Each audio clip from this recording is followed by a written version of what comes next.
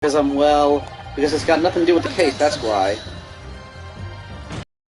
Why are you so angry? Not true, Inspector. The defense has already proposed that the sounds heard by the court earlier from this music box were part of a Morse code message. We know that Morse code comprises of two distinct tones. The defense believes that the second disc contains the second tone needed to complete the message. And now we have a chance to confirm that theory. For crying out loud, Sunshine, we're talking about state secrets here. If you go letting the whole courtroom hear confidential information like that, it's treason. Then do you admit the charge? That in order to protect these state secrets, you engaged in unlawful dealings with the witness? You're mad. If you let the secret information out into the public domain, you'll be making an enemy of the entire British government, you idiot. Let's not forget, Inspector, that you, a Scotland Yard officer, leaked confidential case details to a witness, that you continue to lie to the court, and all because by fair means or foul you're determined to do your duty. Well, by fair means or foul, I'm prepared to do mine. Don't you dare. I will stop at nothing to protect my client. I don't care who I make an enemy of.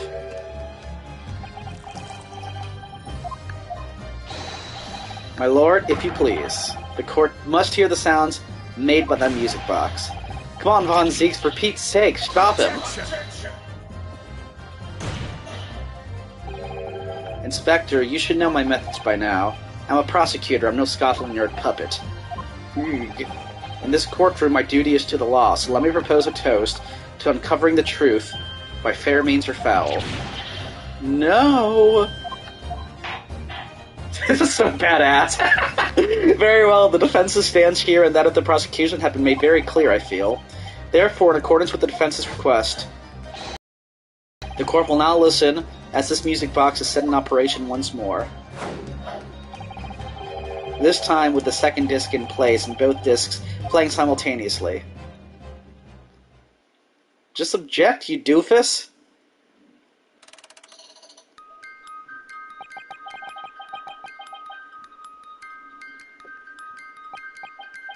Oh, listen to that.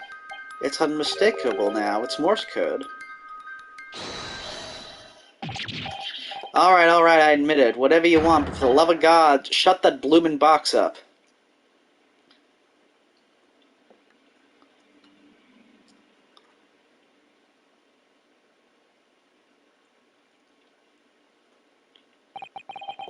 Let me ask you again then, Inspector Gregson.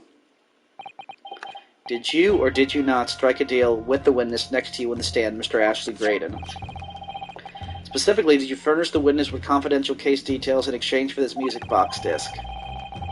Did you reveal the existence of the peephole in the pawnbroker's storeroom door, Inspector? I did. Stop, what are you doing, man? It's all exactly like the young Eastern lawyer said. When the trial resumed after the recess and we were stood here in the stand together, that's when he approached me with the deal. Shut up, you imbecile. Shut up!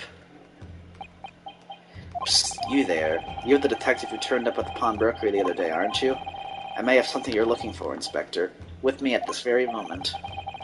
It's habit of trade. I suggest you accept, or information that make certain individuals uncomfortable will soon become very public indeed. I couldn't let that information become public knowledge, not under any circumstances. So I accepted the man's proposal and told him details about the case that should have put him in the clear.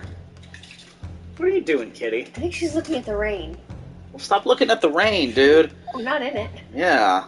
We're at a very big moment here. The peephole in the storeroom door, the bloodstains on the overcoat. By giving false testimony, this witness intended to have the defendant wrongly accused of murder.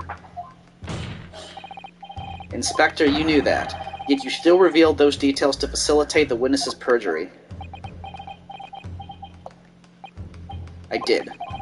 But then it turned out the peephole had only been made that night after the incident took place. Scotland Yard wasn't aware of that, if I'm perfectly honest. Well, Mr. Graydon, what do you have to say for yourself? Have your breakdown, man. There's nothing and no one left for you to hide behind. You struck a deal with the inspector in order to escape conviction of a very serious crime, namely this. You are the third intruder who broke into the pawnbrokery on the night in question, And you perpetrated the murder of the proprietor, Mr. Pop Windebank. You... Traitor!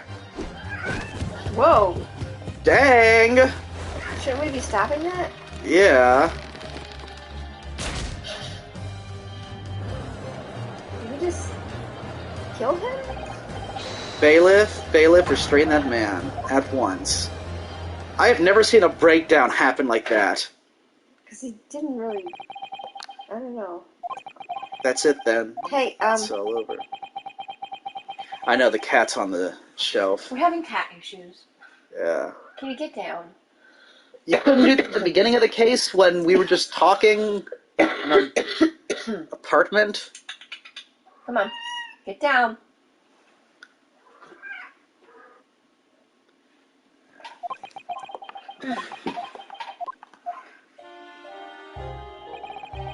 I despised my life growing up. Those slums are vile places. Okay, this must be graded.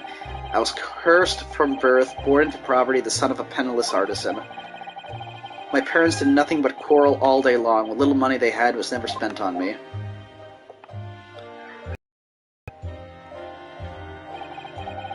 So I set about studying to be better myself, to one day escape from the hellhole.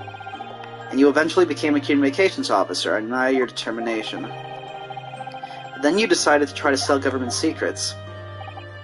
Why?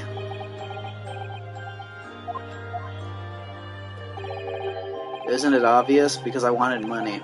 Even now, years later, the nightmares of my life in the slums wake me in the small hours. I wanted to drown them out, with more money than anyone who lived in that squalor could ever imagine. Then one day I met him. Mr. Magnus McGilded.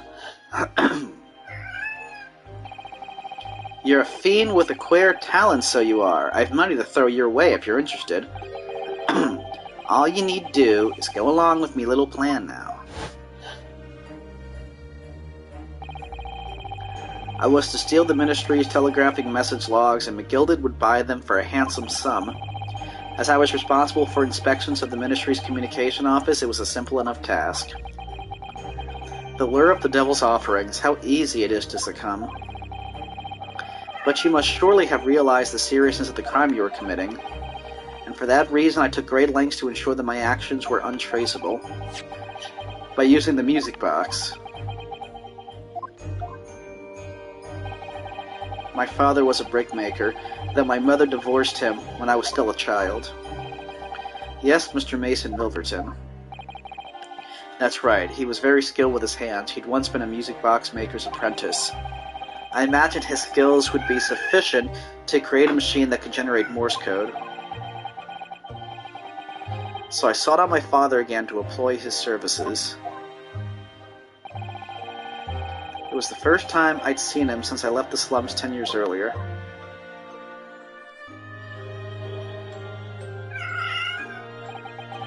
Look at you, Ashley. What a fine gent you've become, eh?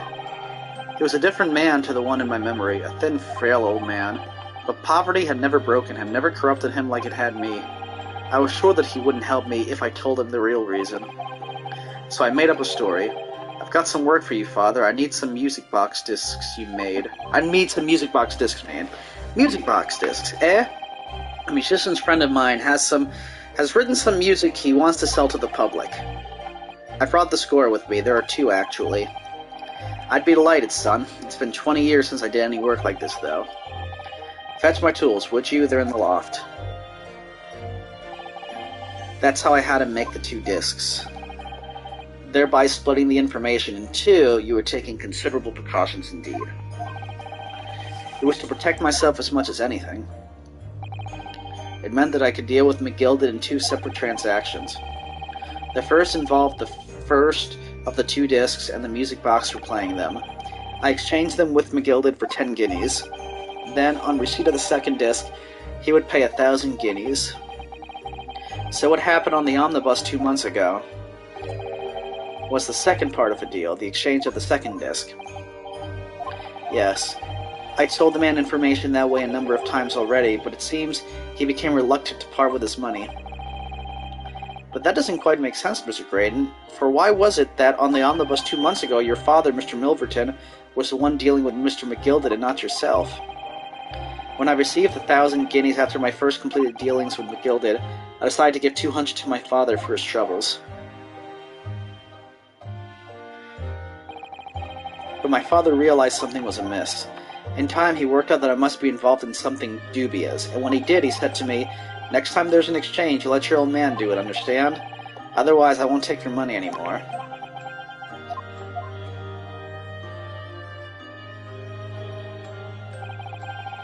That was my father's way of dealing with it, I suppose. Climb into the omnibus, hand over the second disc, and take the money from McGilded, that's it. He had no idea what was actually on the discs I'd asked him to make. He never knew. Just like I'll never know why everything went so horribly wrong that night. All I know is that the disc was taken from him and he never returned home.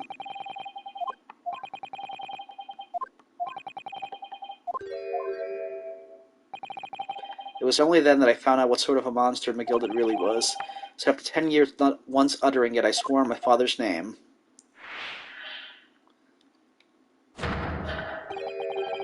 To exact revenge. Revenge? As anyone with even the remotest knowledge of the man will no doubt be able to imagine, McGilded brought all his wealth and influence to bear in the most despicable of ways. To crush any semblance of justice in his trial. The crime scene was tampered with, evidence was fixed, and witnesses were bribed. That trial 2 months ago was a farce from start to finish. My feet had barely touched British soil back then, and I walked into that hornet's nest completely unaware of the sinister background to it all. I'd made plenty of money out of my dealings with McGilded by then, so I spared nothing in my arrangements 2 months ago. I knew exactly who to hire. If you're willing to pay the price, there are people in this city willing to do anything you ask. McGilded himself had shown me that. Are you saying that... I think you have the picture now. After we twisted everything to his favor in this courtroom to ensure that he walked free, I took matters into my own hand and delivered the justice that monster deserved. That tragic accident following the trial here 2 months ago was planned and executed by yours truly. McGilded's death that day was caused by this man. Everything is ready, sir, if you'd like to follow me into the courtroom. What's this, officer? 'Tis sooner than I was led to believe. I hope it's not inconvenient, sir. There were some changes to the schedule. Well, I must be making tracks now. 'Tis time for the inspection. They're going to examine the omnibus again, so I'm told. I asked if I could be present for it myself. So that policeman who came to tell McGilded he could examine the omnibus again. That's right, an imposter hired by me. McGilded used his wealth to manipulate the trial. He paid people to adulterate the omnibus with all manner of false evidence. He threatened witnesses to lie in their testimony.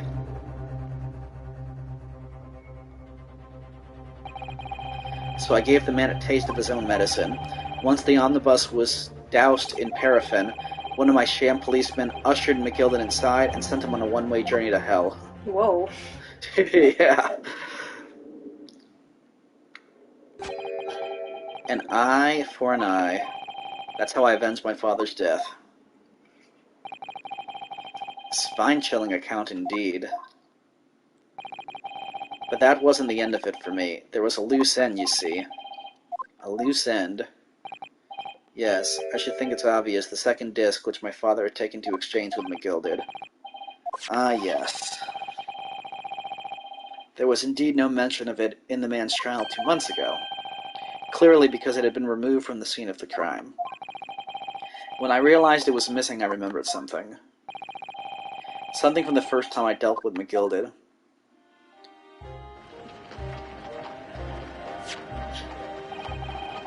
This is the first of the 2 discs, and the music box you need to play them. Well, look at that now, what an ingenious little invention. So then, as promised, 10 guineas for ye, young man. What's this? Windibank's pawnbrokery? Aye, 'tis a pawnbroker's ticket, so it is. You can use it to redeem an article I've deposited there for ye. There's no need to give a name, just hand over the ticket and tell the fiend the watchword. I put a jewel in pawn for ye, it'll fetch a good 10 guineas if ye sell it, so it will. I've never heard of a pawnbrokery being used in quite that way before. Have you now, Mr. Graydon?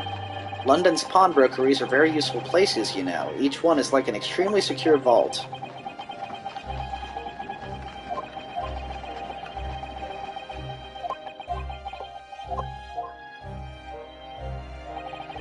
So I knew that if he'd taken steps to hide the disc, it would be in that pawnbrokery somewhere. And that on the night he killed my father, he must have entrusted the ticket to someone.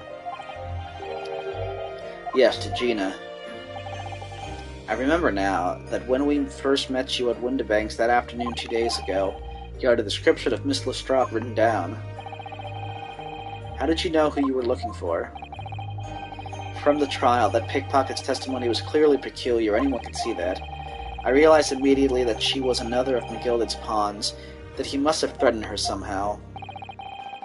I was fairly convinced it would be her who had the ticket, so I started to make some inquiries. I had a strong suspicion the girl would come out of the woodwork on the redemption deadline, and he was absolutely right. And yes, sure enough, she did. All I needed to do was to wait until the girl went to Windibanks to redeem the articles, but unfortunately she redeemed only McGilded's overcoat and the one disc was in its pocket. The all-important music box with the second disc inside was missing, because it had already been forfeited 2 days earlier. But I was unaware of that fact. Had I not been, I could have avoided my nighttime excursion. Meanwhile, as our investigation into the stolen government secrets was progressing, we picked up on the fact that McGilded was involved. Inspector, you've recovered fast. My orders were to recover the stolen information as quickly as possible, so we started gathering the fellow's possessions and examining whatever we could lay our hands on. We had a full-scale investigation going on at the yard, but we had to keep it as quiet as we could. Then, when the inspector here took the disc from me in the pawnbrokery that day, I became nervous. I was sure the music box and the second disc were still there in the shop somewhere, so I knew there was a race against time. I had to find those articles before the police did. So that's what prompted you to break into the place that same night.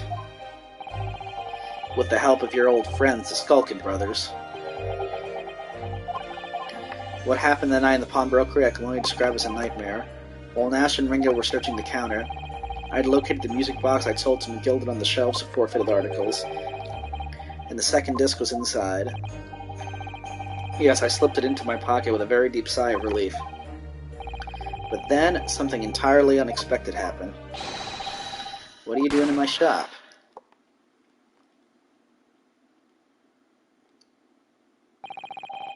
A gunshot rang out in the shop and I felt a sharp pain in my left arm. The broker fired his gun and the bullet pierced her limb? Yes, exactly, but unfortunately I decided to bring my own gun with me that night just in case.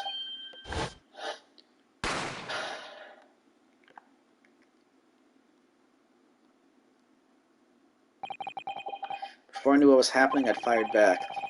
The man had already turned to flee. I hadn't intended to fire in his direction, much less kill him, but unfortunately for both of us, the bullet hit home. It struck him in the middle of his back as he fled through the storeroom door for refuge.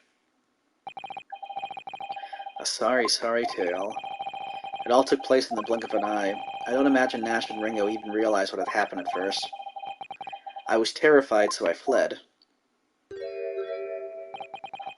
And that's the whole story. That's everything that happened at Windibanks on that wretched night.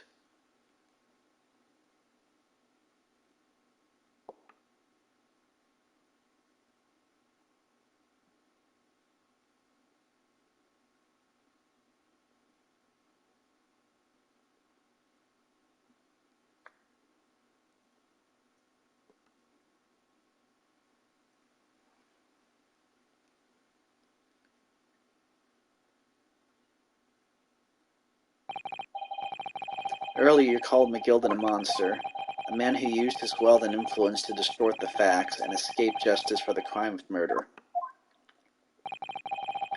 What tragic irony, for what you have done is exactly the same.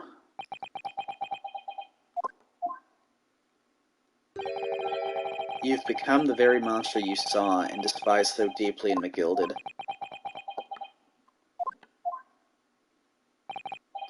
Yes, I think I have.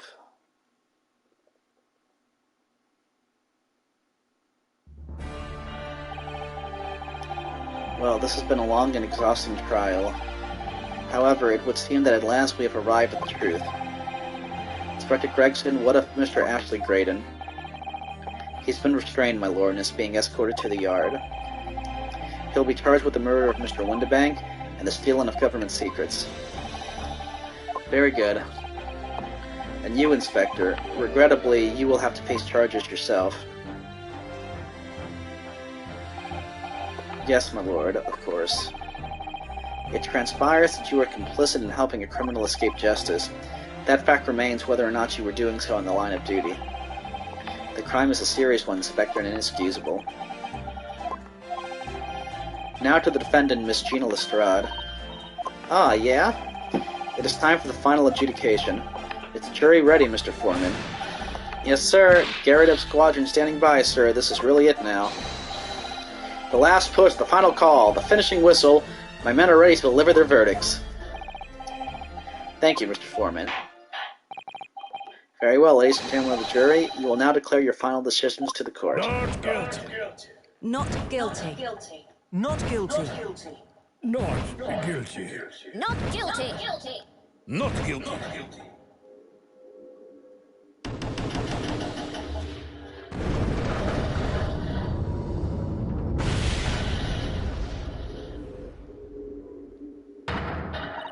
Ha ha ha, that's the stuff. I'm off the hook. Finally, Reno, you finally managed to do it. Finally is the word. I really wasn't sure if we'd come out on top for a while there. Seems he was right. You're the best lawyer in the world. Miss Lestrade, I am not finished with you yet. Eh? What are you looking at me like that for? Before you start enjoying your freedom, there are certain other crimes to consider, Eh? 2 months ago in my courtroom, no less, you gave false testimony, did you not? And in relation to the trial today, not only did you unlawfully enter Windibank's pawnbrokery, you also attempted to abscond with Mr. McGilder's property, it seems. Eh? I never done nothing of the sort. Of course not. It's not like you were gleefully wearing McGilder's coat in your cell yesterday or anything. Aw, and just when I was getting excited about throwing a party for Ginny this evening. And turning our attention to the defense, determining that when played together the music box discs contained a message in Morse code was, well, it was certainly a most unexpected revelation, counsel. Quite so, my lord. The prosecution was caught entirely off guard.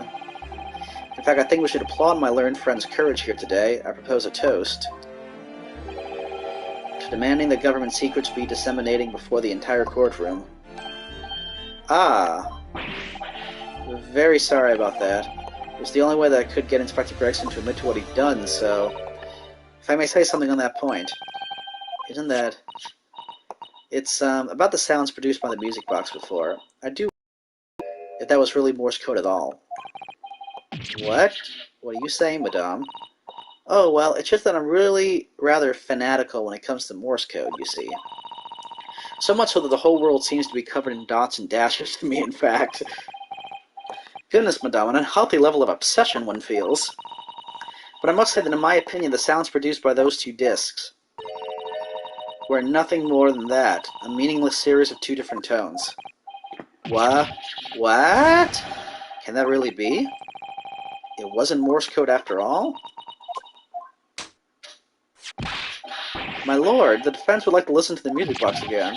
Are you off your nut? How many times do I have to tell you those discs contain ministerial secrets, Sunshine?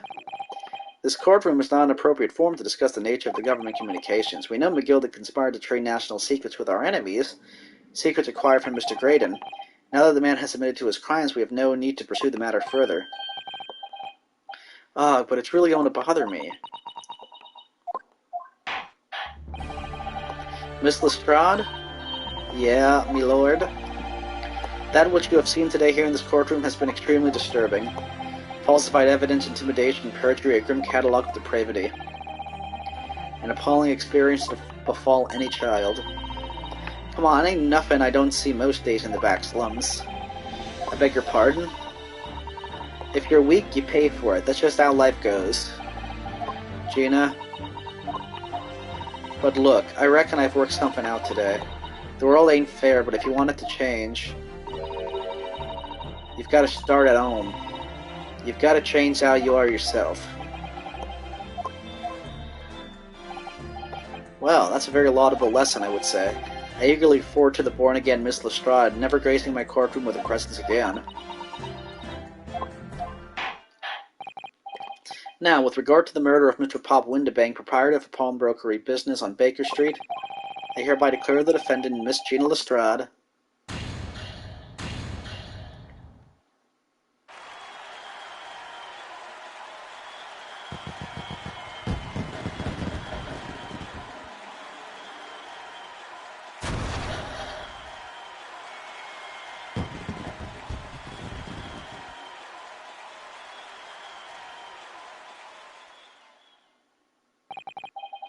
That is all. Court is adjourned. Woo!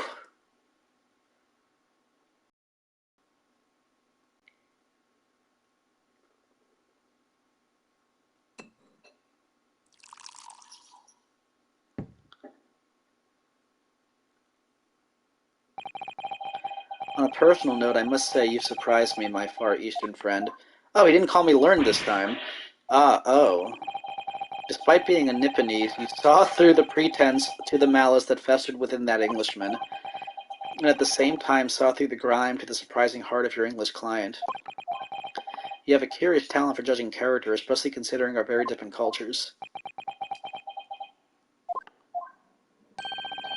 I don't think there's anything curious about it. Whether we're from the Empire of Great Britain or the Empire of Japan, we're all human beings. We're not so very different on the inside. You know, I took this case for one very simple reason. To lock swords with you once again here in the courtroom. You did? When I encountered you for the first time 2 months ago, it reminded me of toasting friendship and trust with another Nipponese, only to find my trust betrayed. Through you, I hope to look into the eyes of the man I once knew and try to understand. What? You mentioned something similar earlier today about total betrayal at the hands of the Japanese. What happened exactly? Well, you may ask, and one day when the time comes you will learn the answer whether you like it or not. Alright, then I'll wait for that day if I must.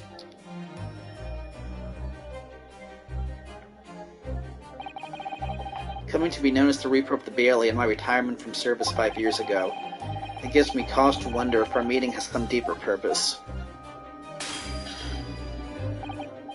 So, farewell, my learned Nipponese fellow, until we meet again. Well, that was seeming nice for a little bit there, didn't it? Yeah. Apparently he has some bad experiences with... A Japanese person? Yeah. Because he seemed very hateful toward him for just being Japanese, and some people are just really hateful. But, my goodness, it's done, it's over at last. But, where's Iris disappeared to? Ah, congratulations, Gina, I knew it all along. I knew that you were innocent. Well, you did what you said, Mr. Naura Odo. You believed in me right up to the end. You're as odd as your name. What's odd about it? I told you I had faith in you, didn't I? No one ever asked before, see? Kept the promise, I mean, properly. That's awful. I figured something out today. All my life growing up in the slums, I've never trusted no one. But that's just because I've been scared of being stabbed in the back. I mean, the more you trust someone, the more it hurts when they let you down. Yes, I think I can understand that. After all, I had a taste of it in that trial 2 months ago. I chose to trust someone and paid for it. That betrayal left a big scar. You know, though, Gina, I worked something out quite recently, too. Trusting in someone is really an exercise in learning to trust yourself. And when your gut tells you it's the right thing to do and your trust is rewarded, there's no better feeling in the world. I think I have you to thank for reminding me of that valuable lesson. Oh, well, if you say so. Whoops. Don't make a fat lot of sense to me, though. I'm trying to say that putting my faith in Eugenia has been a real pleasure. For crying out loud, pack it in. But I suppose I sort of feel the same way. I mean, sometimes trusting someone else is, you know, alright. Thanks. This is the way I see it, Rimosuke. Defense lawyers are only as good as his faith in his client. And that comes down to how much faith he has in himself. After this experience, I'm starting to feel like I understand what you mean. Kazuma, am I living up to your expectations? Am I turning out to be the lawyer you believed I could be? Pardon the interruption. But what the deuce does a man have to do to be noticed around here, my dear fellow? Ah, that voice. It's too late for that voice now, Mr. Naruhodo. I've been standing here patiently in the corner of the room for an eternity. Ah ha ha, yes, it was me all along. I would have said when you finally noticed me. But you people with your incessant babbling. Ah, Mr. Sholmes. Ah ha ha, yes, it was me all along, you see?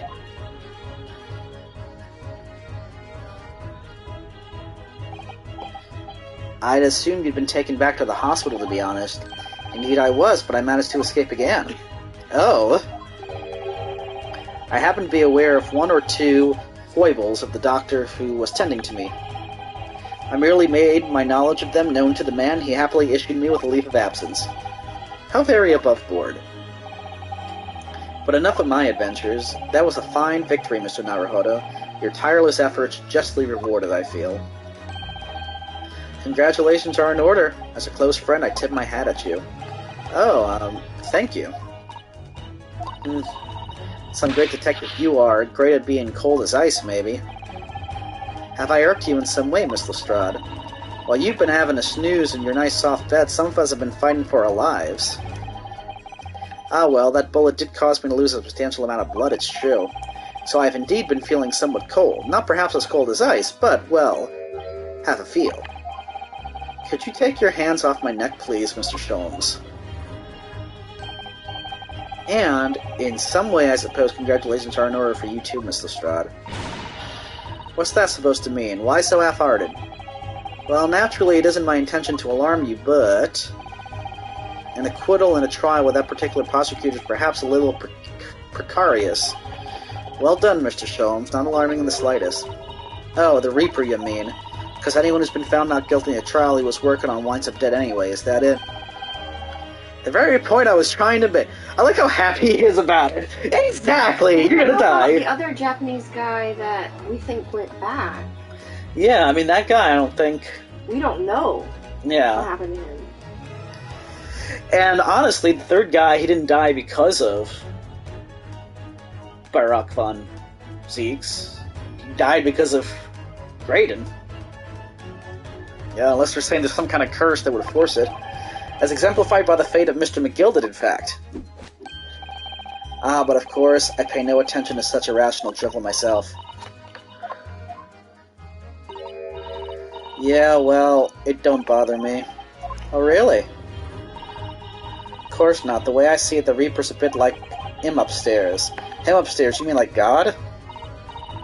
Yeah, him upstairs knows what's what, right? He knows what people are like on the inside.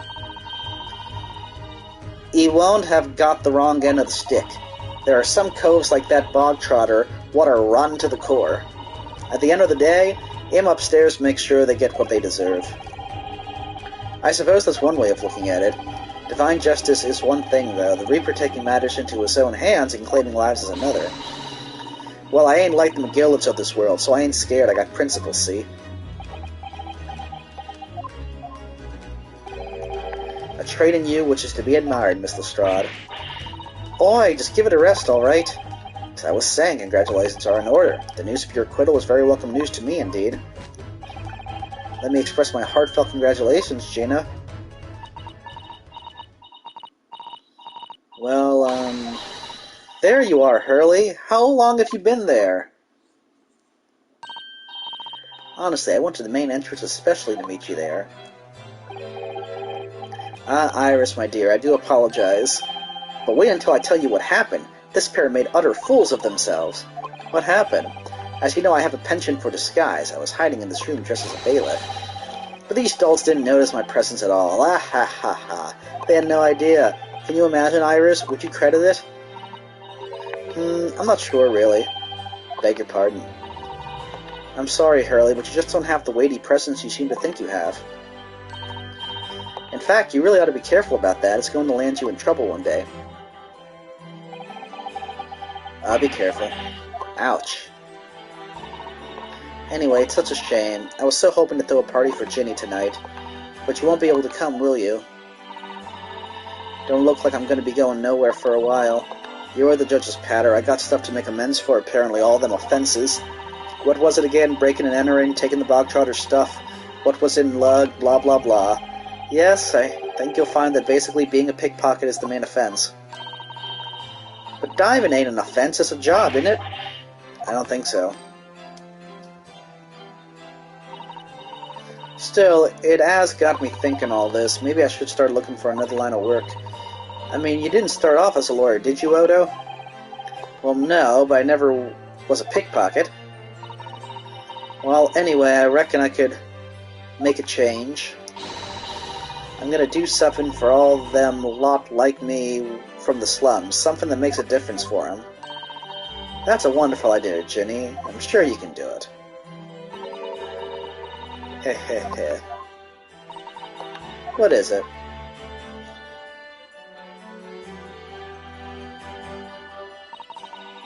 Nothing. Miss Gina Lestrade. The prison carriage has arrived, ma'am. Come with me to the rear gate at once. Right. Well, looks like I'm off then. Yes, goodbye, Gina, and good luck. Odo? Yes?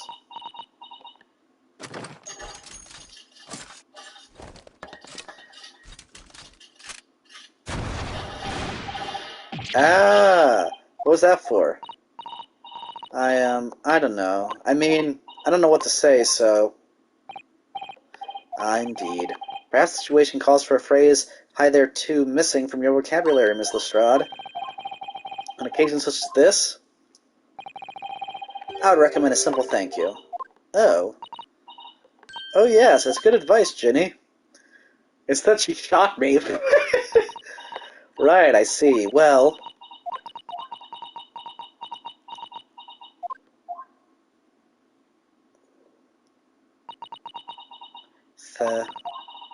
Thanks, Odo.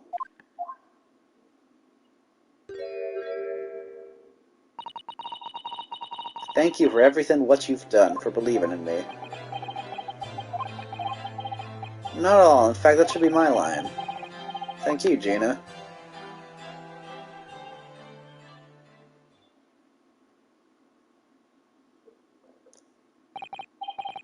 I swear to God, if that prison carriage catches on fire, I'm gonna kick someone's butt. I like Gina. I want to see her in the sequel. I wonder if I'll ever see her again. Well, well, quite the indomitable pick purse. Oh, I nearly forgot. I bought a paper outside. It's a special edition, and this trial is all over the front page. Pickpocket's innocence proven. Isn't it wonderful? You should have shown it to Gina, Irish. She would have been thrilled. Oh no, how silly of me. Ah, but anyway, would you like the good news or the bad news? Oh, not again. Well, what do you say, Runo, Hurley? As usual, I think I'd rather get the bad news out of the way first. Absolutely not. I have no intention of listening to anything but good news. And there you have it. How people answer that question says a lot about them, doesn't it? Let's not go there. Alright then, maybe let's start with the good news this time. The rain has finally stopped. It was a record level of rainfall, apparently. Well, that is good news indeed. We can journey back in greater comfort. Alright then, what's the bad news? The huge storm has left the seas very choppy. The channel in particular is awful, so sailings out of Dover have been delayed by a day or more. Wait, Dover? Susano didn't leave. That's right, if we head to the station immediately, we may still make it in time to wave Susie off. That's the bad news? But there won't be a train, surely? We couldn't be that lucky. Who do you think I am, Mr. Neverhodo? Mr. Sholmes? I rushed to Victoria Station earlier and made arrangements for a special express. If we hurry now, we shall be there in time for dinner. And I know of a fine restaurant that serves the most delicious big sole. The great detective does it again! Indeed he does. I happen to be aware of a number of the rail transport director's foibles. What? I merely made my knowledge of them known to the man he happily laid on the locomotive. Elementary. Just an idea, but it might be wise to stop manipulating people that way. What are we waiting for then? To London, Victoria.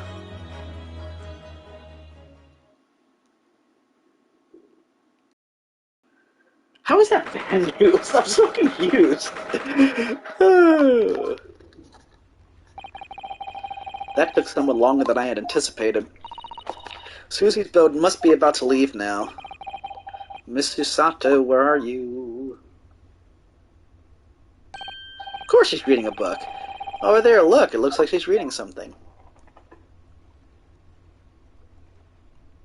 Hold it! Hold it! Miss Susato, wait, what are you doing?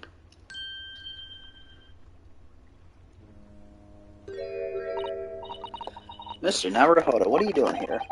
We came as soon as we could after the trial, I mean. We heard the sailings were being delayed due to bad weather, you see. Oh, I see. Then tell me, how did Gina's trial go?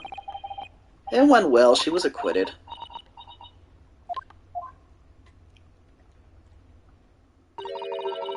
That's wonderful. Really wonderful news.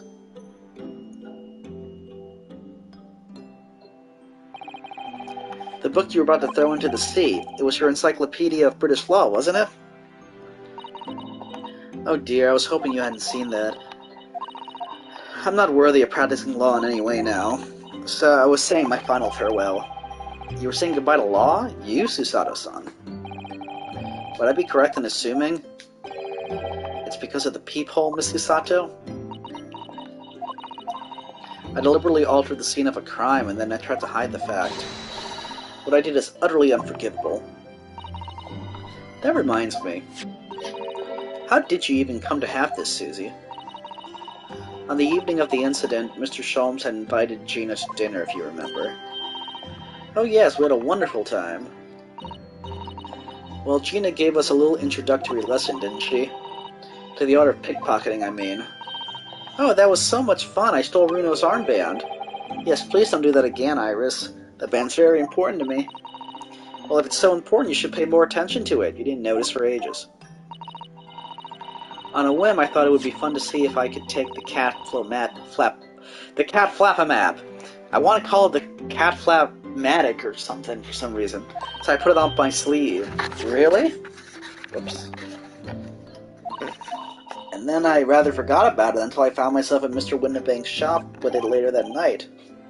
I see. And then...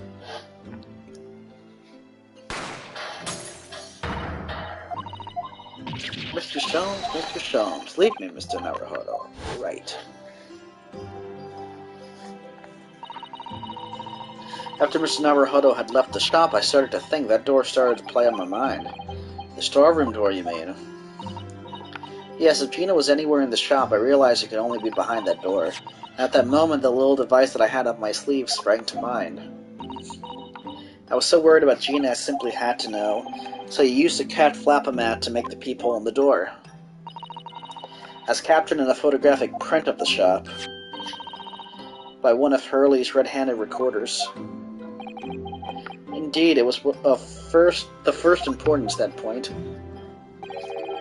Precisely when the peephole was made, that information would prove to be Mr. Naruhodo's greatest weapon, though naturally without proof it would have amounted to nothing. When I looked through the hole in the door, the sight that met my eyes made my blood run cold. Thoughts started to run through my mind. I remembered that trial 2 months earlier, the trial of Magnus McGildy. I thought about how he had manipulated the evidence and arranged false testimony to secure his freedom. It made the British justice system feel very dark and sinister to me. And then a terrible thought occurred to me. What if some wicked criminal was planning to do the same thing now? because from the appearance of the crime scene, it looked exactly as though Gina had shot Mr. Windibank. Even though I was sure she would never have done such a thing, you were worried the true culprit would try to frame her for the crime. That's right, but then I realized it would be very difficult for anyone to give false testimony in this case. What do you mean? Well, the crime appeared to have happened behind the door of a locked room. For someone to claim falsely to have witnessed it, there would have to be a way to see beyond the door. Ah. For which, a peephole would be the very thing. Only the peephole I made wasn't actually there until after the crime had been committed, of course, and the criminal would know that, so it wouldn't make any difference. But the possibility of a rather ingenious trap was there, was it not? A trap? Is that why she did it? So, is that why you kept it a secret, Susie? You never mentioned that you made the peephole to anyone, not even to the police. I know, and I knew at the time what I was doing was wrong, a criminal offense even. That's why I decided to confide in Mr. Sholmes. If Mr. Naruhodo was completely backed into a corner with no other possible means of escape, the truth about the peephole could save him. That was my plan. She really does think of everything. But then, why didn't you just tell me everything before the trial began? My dear fellow, you're not thinking straight. If she had done that, it would have rendered you complicit in the whole escapade. Ah. You could have been disbarred if you had been seen to have knowingly tampered with the crime scene, so Miss Susato decided to shoulder the burden of responsibility alone, for your sake and Miss Lestrade's. Miss Susato... The truth is, when it happened, I did it because I'd lost a little of my faith in the law. Oh. I was worried that the right person wouldn't be convicted of the crime. But the moment I allowed myself to think that, is the moment I lost my right to call myself a judicial assistant. What you did isn't comparable to what he did. Graydon is the one who lied in the witness stand, using that peephole as a way to implicate Gina. And besides, if the peephole inconsistency hadn't existed, I'm not at all sure that she would have been acquitted in the end. Mrs. Sato, what you did saved Gina's life. But with your kind words, Mr. Naruhodo, you've saved me too from my regrets. Yeah, okay.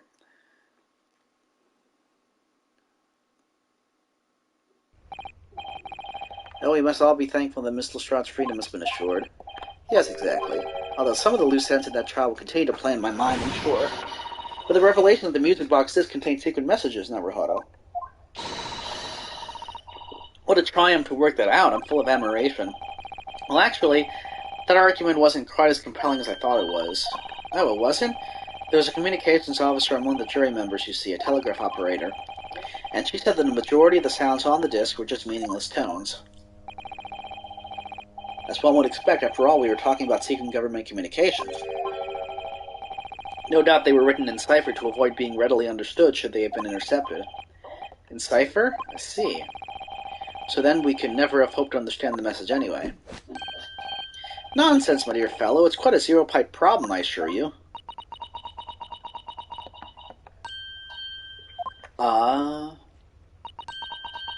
So... G... What? Well, that can't be a real word, can it? How funny. Wait, Iris, what did you just say? Oh, I just said Asogi. Does that word mean something to you? Mean something? Soji was the name of my best friend. What? But how? How do you know that name, Iris? I wrote it down during the trial before, when the message was playing on the music box. She transcribed that on the fly. She really is a genius. I thought the message probably wouldn't be written out in plain Morse code, so I tried various ways to interpret it. Whenever I tried, the words just didn't seem to make any sense. That is, in English at least. Oh. It suddenly occurred to me, you see, there's more than one Morse code, not just the English variety.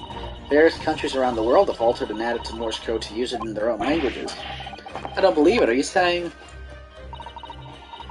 That's right, I've only actually seen a chart of Japanese Morse code once before, but I think it's based on the Iroha pangram, isn't it? And you mean to say that in Japanese Morse code, the message says Asogi? Yes, I think so. Sorry, but I don't remember all the Japanese Morse code. Iris, would you let me see that? Mr. Sato, do you know it? Do you know Japanese Morse code? Yes, I spent some time studying it. because I'm quite sure Morse code will become ever more important for international communications. Then might I recommend, my dear Madame, that you focus your efforts on the English version. Be that as it may, Iris, show me the message, please. Of course.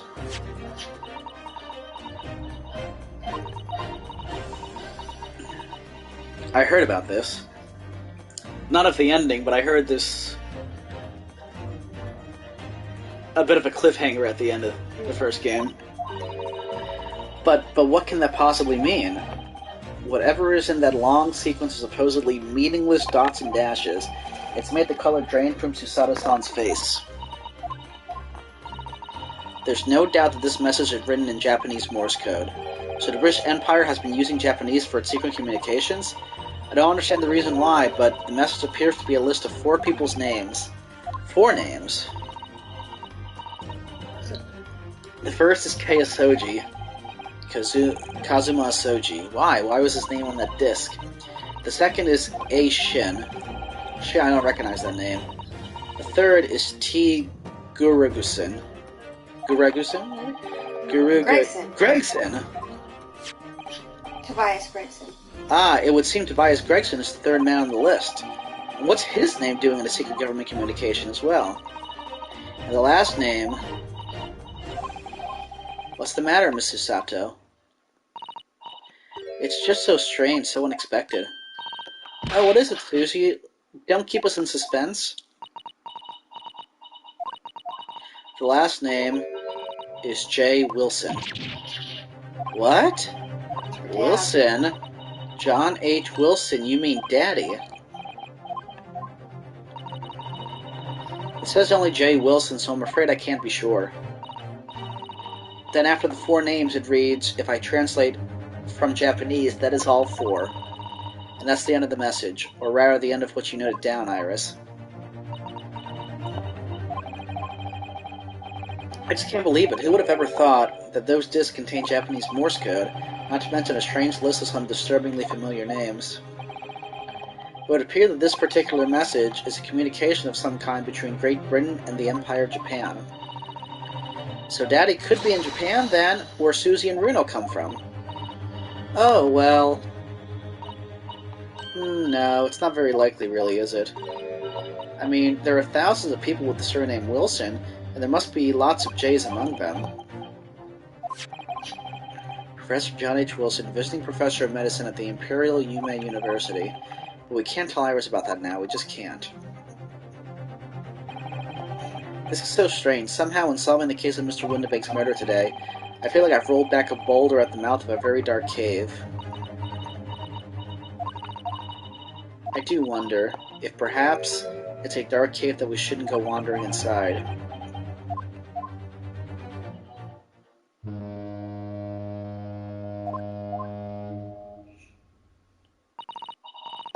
Oh dear, the ship is going to sail soon. Yes, it seems so. I'll sail on that steamship first to the port of Dunkirk, in France. Ooh, Dunkirk. Then I'll change onto a larger passenger vessel bound for Japan. You're really going then, Susie. We wish you a safe passage, Miss Susato.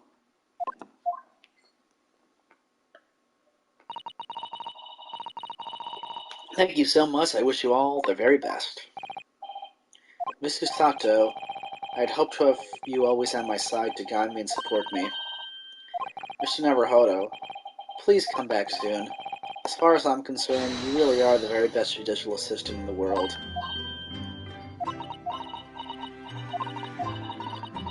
I'm quite sure.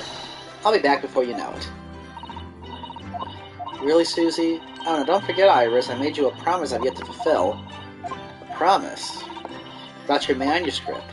Ah. Oh yes, the Hound of the Baskervilles. Well, I'll be waiting for you then, Susie. A promise is a promise. Definitely, Iris.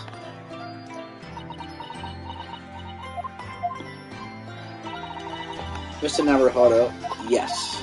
Do you remember the first time we met?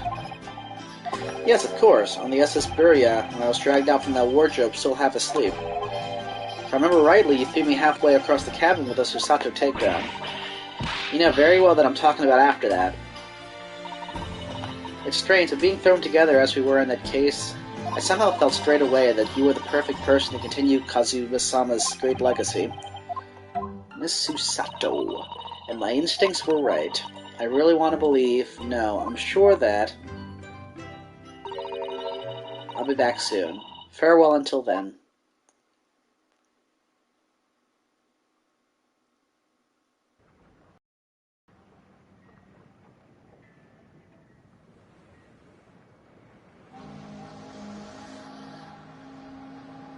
Somehow we seem to have come to the end of the adventures of Ryunosuke Naruhodo. Or the first volume, at least. Looking back now, it feels as though fate has led me on this journey. Oh, the cat's there. Look at the kitty! Fate led me to becoming a lawyer, to traveling halfway around the world, to meeting the great detective. I'm sure there'll be trials and tribulations ahead. Of course there will. But whatever happens, I know I'll be able to turn my fortunes around.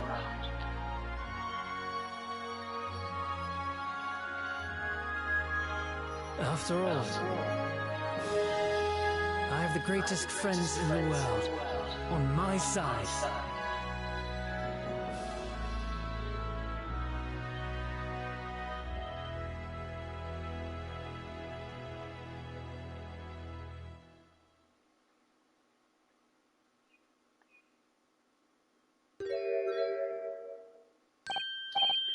Ah, yes, Mr. Naruhodo.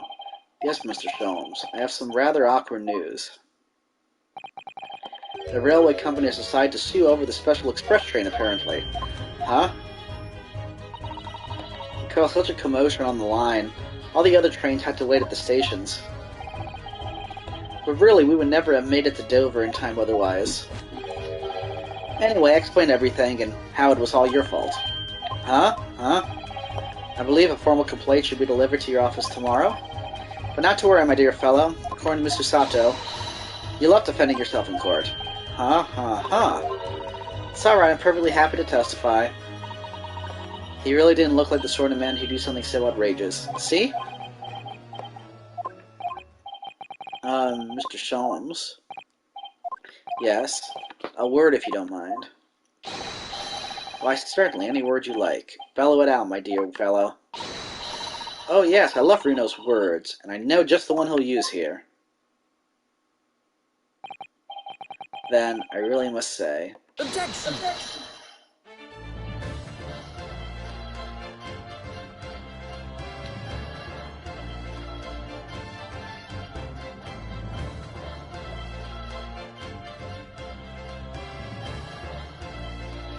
So I guess why Wilson was killed by Brett, was it? Giselle Brett? We'll probably find out on the move by the right of BBC from all over Europe. Something was afoot, though it transpired I had ordered them all myself. So I advertised them for sale with use by Mr. Sholmes to shelve an important case, and the money I've earned consulting detective work pays a pittance. A comparison, or whatever the last word was. I guess that's something that will be elaborated on in the next game. As will the manuscript. What it does seem like most of the, and I haven't slept a wink, the manuscript is due tomorrow now. When I'm this busy, Hurley usually cooks me breakfast. Well, cooks is an overstatement. For some dry toast and insipid coffee. I do miss Susie and her lovely Japanese breakfasts. Time to see how everybody's doing who's not a murderer. Witness, your testimony is riddled with contradictions. Exactly. Rarely do rare Koban coins hide under rare stakes themselves. Well, Ido knows his father's an innocent man, or you calling my son a liar. Witnesses, my courtroom is no place for your petty arguments.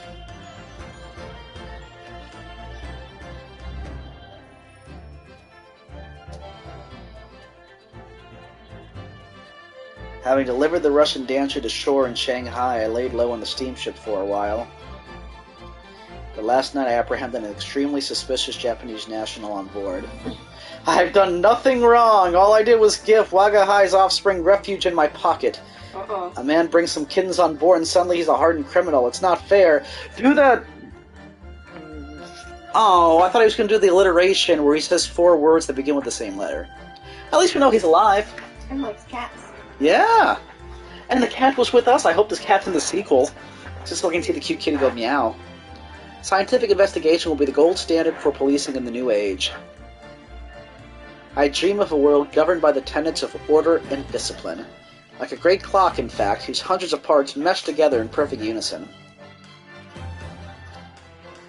Now, if you'll excuse me, I have but 2 minutes and 37 seconds until my next appointment.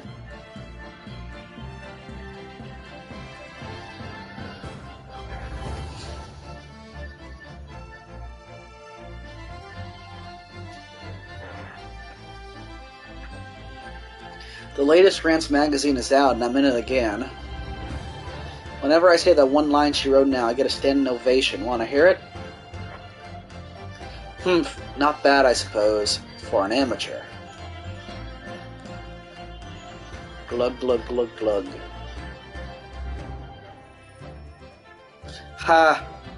Her ladyship puts me to shame. I can't imagine he's going to be Inspector in the next game, considering... Not Mr. Dead. So... person on the list. Well, no, Kazuma. Yeah, And but by Railstorm. accident, Kazuma is, but I wonder if they had it in for him anyway. Been visiting the old girl on a daily basis, of course. Must say, battling with those Bali stares every day has done wonders for the Dicky Peg. Managing rather well with the housework, too. Got this maid business taped up, I'd say. Hope the gossiping neighbors don't realize the man of the house is his own maid. Perhaps we don't know the name of the person we don't know. Asian. Thing is, it seems like the person who killed them, like in the second case, who killed Kazuma, there was nothing weird about it. Oh, look! The star-crossed lovers. Hold on. My Raleigh is back on the beat again, all thanks to the Reaper. There's nothing I enjoy more than hunting out small change, a better Bobby now, looking out for Londoners, their drop-up pennies, and my lovely wife. Oh, Pat. Oh, Rowley.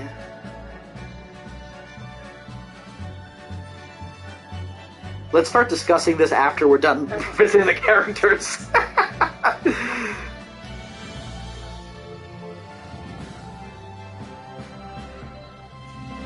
Looks like I'm gonna be doing time for a bit now. But Iris comes every day for a natter, so it ain't too boring. She's always going on about all them cases what Sholmes is looking into. Criminal investigations are kind of interesting when you get into them. I doubt she's going to do too much time. Well, I think that's the harshest thing would be perjury, that she did. Breaking and entering, He's also a kid. Yeah, that too. Oh my. Yes, I renounced my upbringing and chose a life of sophisticated crime. But regrets? Please. Give over, bruv. This ain't the Ash we used to know. We got time in here to plan the comeback of Milverton and Skulkin's Milk One, right? The Three Musket Whatsits. Milk in the neighborhood for all it's worth. I mean, he's somewhat sympathetic, because he wasn't like pure evil like McGill did. Until he met McGilden. Until he met McGill and it became what he hated. But what's really sad is that he said his dad wouldn't have stood for something like that. That's why he didn't tell him. Yeah, he seemed like a very good dad. This past 6 months has been a time I shall remember forevermore. Painful goodbyes and wonderful encounters. I've come to realize that's what life is all about. Naruhodo-san, I promise. Your assistant will return to you one day. But for now, I leave you with many memories and a heartfelt wish that life will treat you well. She's saying that from where we're living in. She's technically in Britain while But saying maybe that. she said that before she left the first time. That is true.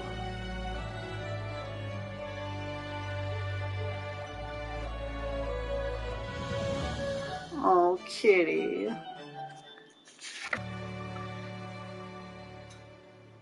You know what I found out about Sherlock Holmes, like the actual? I think all but like a half a dozen stories are in the public domain now.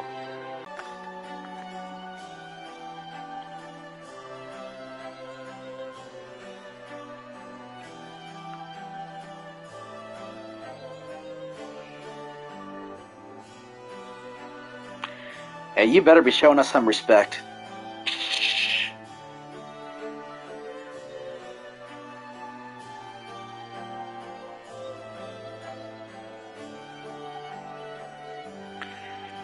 Whoa.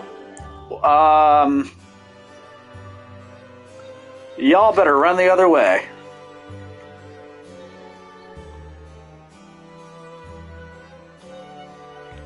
We don't exactly know if the father's dead yet or gonna be alright. Sick. Yeah. That's why she had to go home. One of the reasons.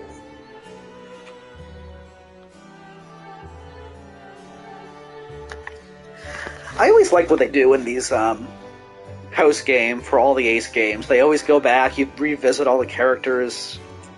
There he is again as the... Yeah. He got two? What? Where's the girl? Yeah, seriously. The girl was less evil than Giselle. Because she wasn't evil.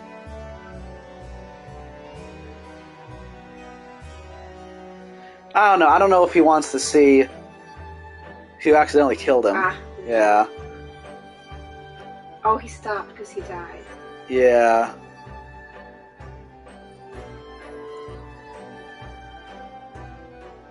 Aw, she can't even look at him. But now, she should be accompanying me now.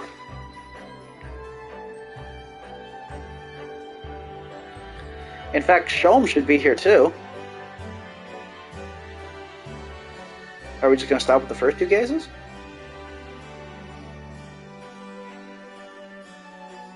No. You know what's weird?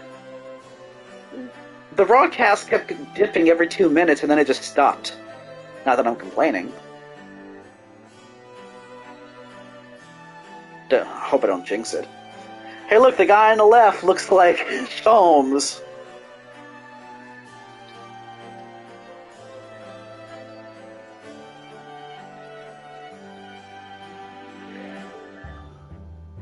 Oh, McGilded, we so wanted to like you.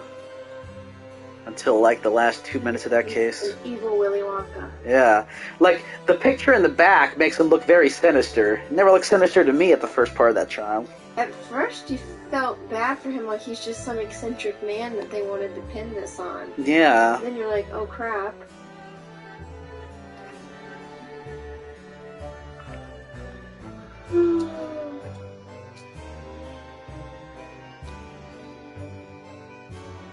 Alright, where's our cat? We haven't met Iris yet. Oh yeah, because Iris was the dude's cat, wasn't he? Whoa. There's the cat. You come with us, kitty.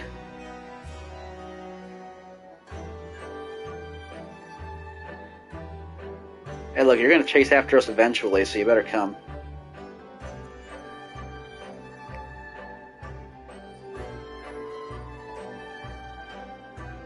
Hey, where's the Reaper of the Bailey, anyway? I don't know.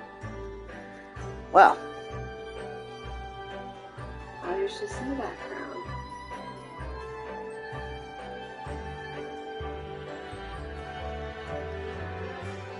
And that's another thing, too. Gina should have already been there, but here she is. Well, I think we're coming to him when we defend him.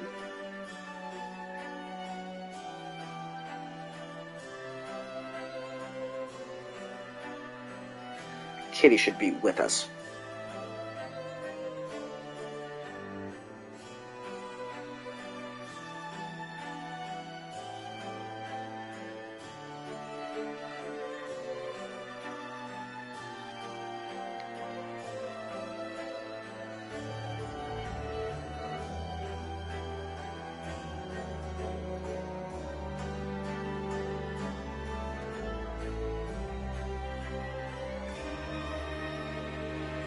Kitty?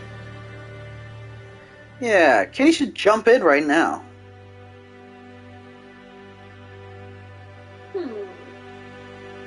Well, at least a kitty's part of the whole thing. I mean, I didn't know there was gonna be a kitty there. So yeah, two of them are dead, Kazuma and Wilson. And for some reason,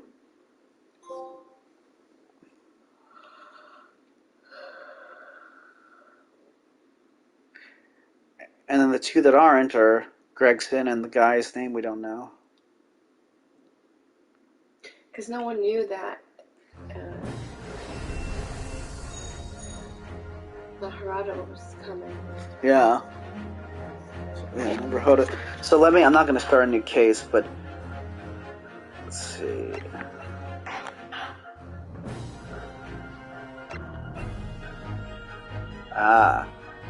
What? This is going to be the next one we play. Oh, it's on the same disc? Yeah. Oh, I thought Yeah. it was on. Yeah, no, they packaged both in one. Cool. Because I think this one came out, I want to say in 2015, only in Japan, and it came out on Nintendo 3DS, so it used to be handheld. And that's what I found out was because I saw some people asking, is anyone actually able to get the things to pop up with the pictures? And some people explained this came from the 3DS, which was handheld, so it wasn't perfect, but it's a lot easier to cross when your screen is way smaller than our TV, which is 55 inches. I feel like 55 inches is impossible to cross-eye it. Yeah. No. But yeah, so it came out in 2015, but this didn't come out, it didn't end up coming out over here, which was always weird because the new trilogy, Apollo Justice and the two after, Spirit of Justice and Justice for All, I want to say, or something like that, they all came out in the US, but this didn't, and then this came out, I think, 2017?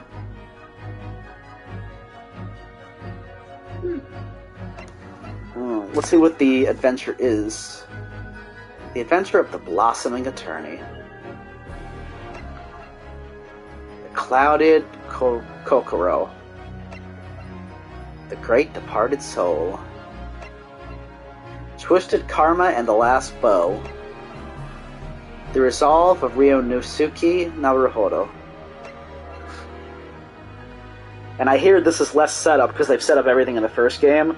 So, like, it's gonna get off, like, kicking really quick. I wonder if the Reaper of the Bailey had his heart broken by a Japanese woman, and that's why he's so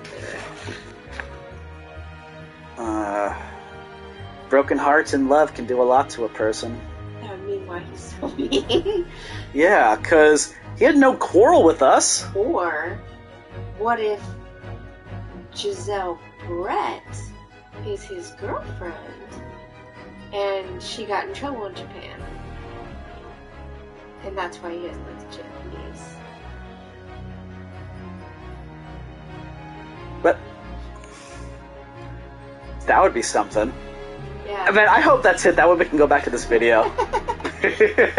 I'm just making stuff up. Yeah, but we can, I guess we'll find out. Or maybe Giselle Brett is a spy, which is why she went to go study and kill that guy, because they thought he was giving secrets to the Japanese. And why the government would be sending Morse code about him, because he was a professor of, like, toxicology and stuff, right? Yeah, something like... Forensic science. And... something like that. And this is Phoenix Wright's ancestor. And then, of course, Susato bears a resemblance to Maya, and then I guess Mia by extension, but definitely her own person. There was a lot of trust in this game. It's like Susato doesn't quite trust Naruhodo. Naruhodo does trust McGilded, and then feels like he's betrayed. That trust, was completely betrayed. The Reaper of the Bailey, Von Zeeks, apparently trusted somebody Japanese and felt betrayed, and that's why he ended up being a xenophobe, or definitely seeming like one the entire time. Well, he did pay him a compliment, but then... Yeah. No. But yeah, he doesn't seem... Because honestly, he just seemed freaking, not evil, but just Oh. Well, he made a comment because I was like, I have a feeling that we're gonna find out that he's not as bad as we think he is, and he made a comment that his obligation is to the law and like nobody else, because he still made Gregson do the right thing. Yeah. So, because he could have been like, no way, but he didn't. He still seemed to do the right thing. Yeah, stood up to Gregson and... Yeah. So I was like, I think he's bitter about something, but I'm not exactly sure that he's a really bad person, because as we found out, he had no hand in McGilded being killed. And the kind of conspiracy theory was he did, and he didn't. And he didn't kill that other Japanese guy that had the cat. Right. We weren't sure what happened to him. So the curse is actually broken. Yeah, that's 3 people that it's broken for. Like, it doesn't seem like Gina's dying or, well, then a lot of people met their end in very, very bad ways. But they were also very, very bad people. McGilded, yeah. McGilded was bad. And that wasn't even Von Zeeks. Yeah. It was somebody else entirely. Well, he told us from the get-go that McGilded was a terrible person. Yeah. But the thing is like, you don't want to believe it because it's the prosecutor saying it, and you're so used to defending innocent people that something must be wrong with his analysis. And when like McGilded is starting to get like angry with you because you don't seem to be defending him. That was weird. It was weird, but you're kind of able to brush it off, like, you're supposed to be on my side kind of thing. But the fact that he's almost able to defend himself and say there's no definitive proof that the prosecution's given, it's a farce, blah, blah, blah, blah, it seemed almost too easy. And at that point, I think in my head I started to get a little nervous. Because it's like, says, when does our innocent victim successfully defend themselves like that? And then, of course, he did that laugh, and it's like, what? And then when he died, that was just freaky, too, because... But yeah, I think the questions that weren't answered for me, the game acknowledges weren't answered, and that the answers are going to come. Like, why did Wilson die? What was the motive? So that stuff seems like it'll be wrapped up, and so we'll get the answers. But everything else with McGilded and his death and blah blah blah, it was all answered. Like, I do feel like by the end of it all, answered like 80% of my questions. The other 20% they've put out there that we know they're still there. The manuscript, the Wilson's death, and that will be answered. Like, we have ideas, and second game, I'm sure is going to answer them. Gotta say, that was a damn good case. It took a lot of build-up. It's a long one. Yeah, it was a long... I mean, I'm used to the last case being long, but some of the other cases in some ways seem shorter. Like the third case, I was like, it's over? So there was a lot of setup to get there, which is why I'm happy to hear that the second one kind of like gets going quicker. But it had a good payoff, and I think that's what's worth it, is that last case really felt like, like I wanted to stay up last night and just finish the dang thing. I was too tired. Yeah. But even if you weren't, if I stayed up, I would have been dead this morning for work. Yeah, that's true. Yeah. So props to the writers that, that was a really good case. I'd have to really soak on it on how I would hold it up to so many or compare it to so many of the others. Not even hold up. It's so hard to pick like a favorite last case because a lot of them are good for their own ways. But, man, that was dang good. And we got to do a whole game together where none of us had any idea who did what anytime. That's right. I was so happy about that, which is why I hope they bring the new trilogy in a compilation like this, because even though I've played the fourth game, I've never ever played the fifth and sixth, and I have no idea what the heck happens. So at least in that, it would be new to me. Maybe Phoenix Wright can marry someone and they have children, and those children become attorneys. And now we'll have 2 lines that we're looking into. Rinosuke, Phoenix. Or Susato could get married and have a child, and her child could be a lawyer. Well, yeah, but that would come before Phoenix Wright.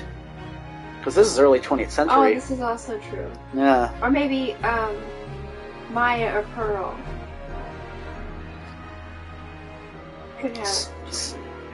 I have read, according to a leak by Capcom, which is the developer,